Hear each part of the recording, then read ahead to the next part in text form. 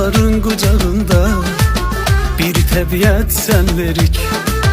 Meyləyirəm cənnəti, bizə cənnət sən verik.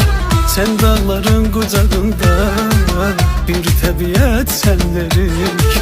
Şükür olsun Allaha, bizə qismət sən verik.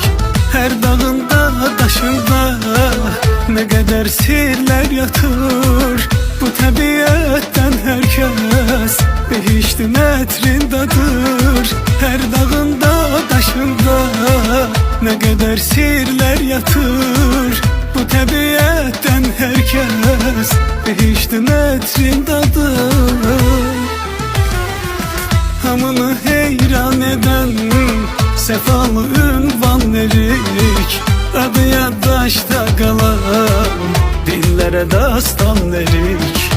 Hamını heyran eden sefalı ünvan verik. Bu canıp torpağına yaraşıksan can verik. Bu canıp torpağına yaraşıksan can verik.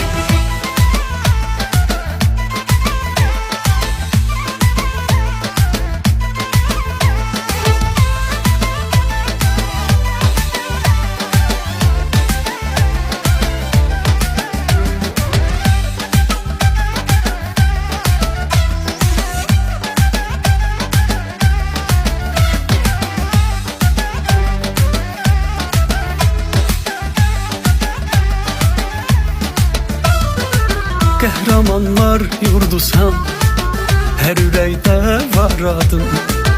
Anam Azərbaycanı sevirər bir övladın. Qəhrəmanlar yurdusan, hər ürəkdə var adın. Anam Azərbaycanı sevirər bir övladın.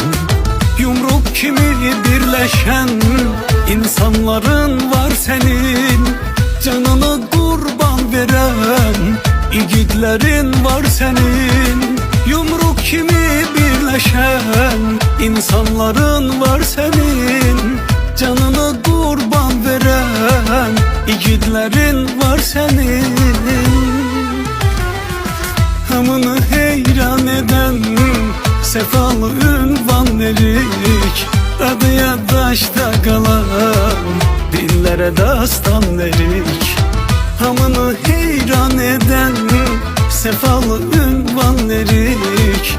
Bu canıp torpağına yaraşıksan can verik. Bu canıp torpağına yaraşıksan can verik.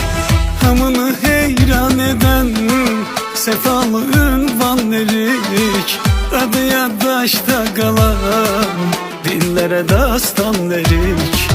Hamını heyran eden sefalı ünvan verik. Bu canıp torpağına yaraşıksan can verik. Bu canıp torpağına yaraşıksan can verik.